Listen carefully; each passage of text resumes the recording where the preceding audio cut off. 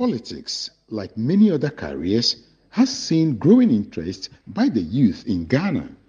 But there is growing concern about the intention behind the interest of the youth to go into politics. This is what I seek to probe in this two-part report. In the first part, I turn my attention to the opposition National Democratic Congress as they gear up towards parliamentary primaries. First, I visited the Okaikwe Central constituency, where popular entertainment entrepreneur Baba Sadiq seeks to represent the people in Ghana's parliament. Well, Baba Sadiq was born in Fadama here. I was also raised here. I attended a school in Abeka called Harrow School. Right from Harrow, I went to the Ghana National College in Cape Coast.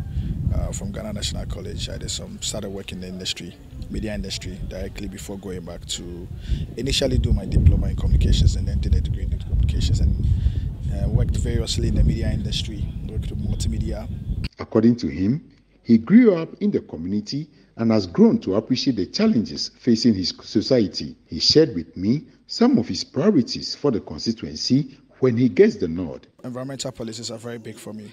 Also knowing how positively, as signees, as a country that has ratified the Paris Accord, for instance, I see how keeping and ensuring that environmental laws and policies are adhered to in the country. Policies and laws and initiatives that enables it will be part of the things that I would always wish for. Our conversation also dwelled on how expensive it has become in recent times for anyone to seek a political office. Well, I've got a considerable amount. I think that's a young man. I've distinguished myself well as an entrepreneur and so obviously I would have my own resources beyond that. I mean, there are few individuals that also believe in the dream and believe in Okaikwe Central and believe particularly in the NDC in Okaikwe Central, and so I'm getting some bit of extra help from family, friends, but I've got my own resources. What's most important is that you will know that about 80 to 90% of the resources will come from you. But how is he hoping to snatch a safe seat occupied by the New Patriotic Party for more than 20 years? I'm putting in as much as seriousness and as much effort I'm putting in the primaries, almost in the same ways that I put in the main elections. I think, in my estimation, that contrary to what a lot of people outside think, I think that the primaries is actually much more, probably a bit more difficult than even the main elections. I'm very confident that if I get the mandate in the primaries, we'll take the seat. Very confident about that. But most importantly, it's one of the difficult things you have to be able to cover. Now let's enter into the constituency and speak to some constituents, those who are going to be the decision makers when the opportunity is given to them on December 7 to elect their leaders into parliament. For them to probably share with us what they make of the names they are hearing and seeing signs in their constituency as to the potential candidates they may be voting for. Welcome to Citi News, sir. Oh, thank you, bro. What's your full name? Yeah, Abdul Yakin. And what do you do in this constituency? No, I'm a member of the constituency. Okay. Yeah. We understand a number of people are contesting or are eyeing this particular seat, Okaikwe Central. How hot or calm is the constituency in terms of elections? So far, for now, I think the place is calm, and then I'll just say the place is calm. But then in the next few weeks, I know the place will be very hot because this area, Charlie, We are rooting for Baba because he's our guy. We live close to him. Yeah, and I mean, he's a media guy too, so I think. But what qualities are you looking at in electing a leader? A leader probably who, okay, what qualities are you looking out for? I think he's a guy in the area, so he knows our problems. So for me, I think. But what's your assessment of the current MP? I mean, he's doing well. He's doing well. Because there's a road at the other side. It was a very bad area. I mean, it was unmotorable, but he's fixed that road. He's done well. He's doing well. So he will give Baba a run for his money. Vibrant, Energetic and vociferous is how I describe the second candidate in this report, but he describes himself as a management consultant, an entrepreneur, and a politician. He is Edem Agbana, a former SRC president of the University of Ghana. He is arguably the youngest well-recognized politician seeking to enter parliament. He was the former deputy youth organizer of his party. From what I gather, he hasn't worked in a permanent employment after leaving school aside keen interest in politics.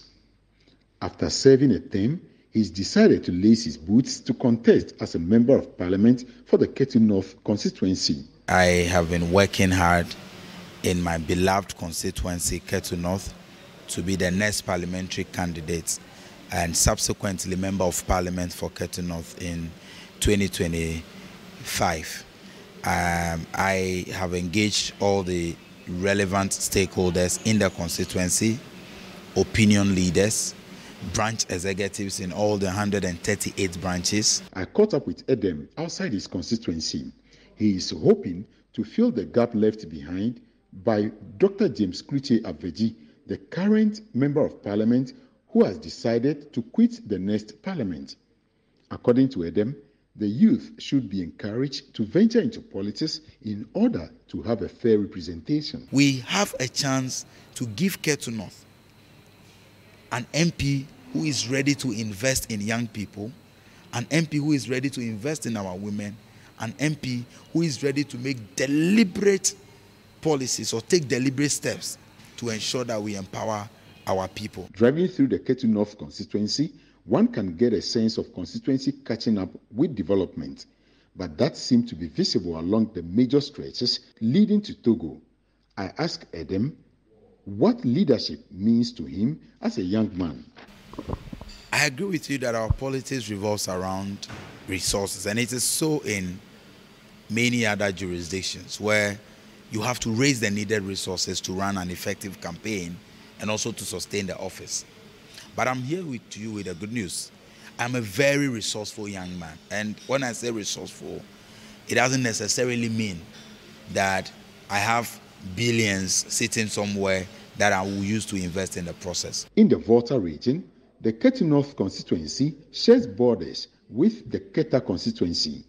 It is no coincidence that the third candidate in this report is desirous of leading the people of Keta in parliament.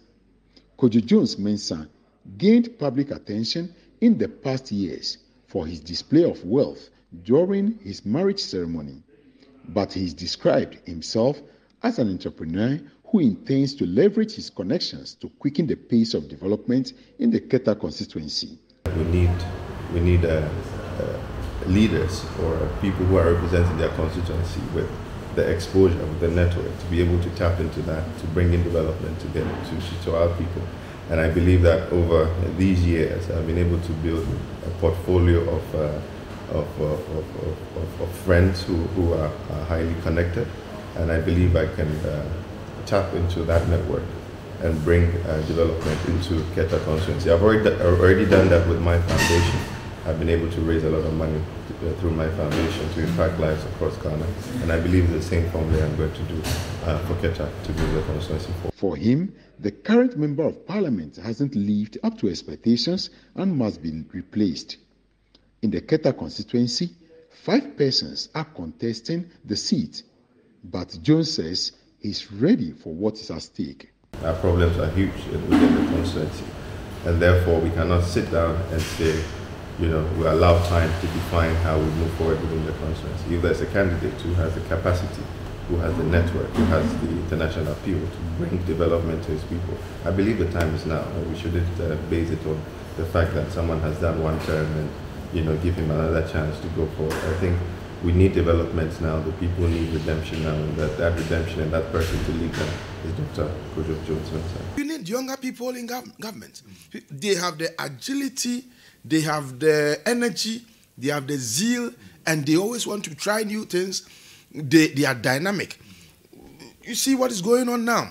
A younger person would have to pick a book, read about what is going on, with a view to forming his own opinion and ideas, and then advising or shaping the course of governance. But If you are old, how many hours can you sit in reading and all that? So it's a challenge for governance of Africa to always have very aged, very retired people, in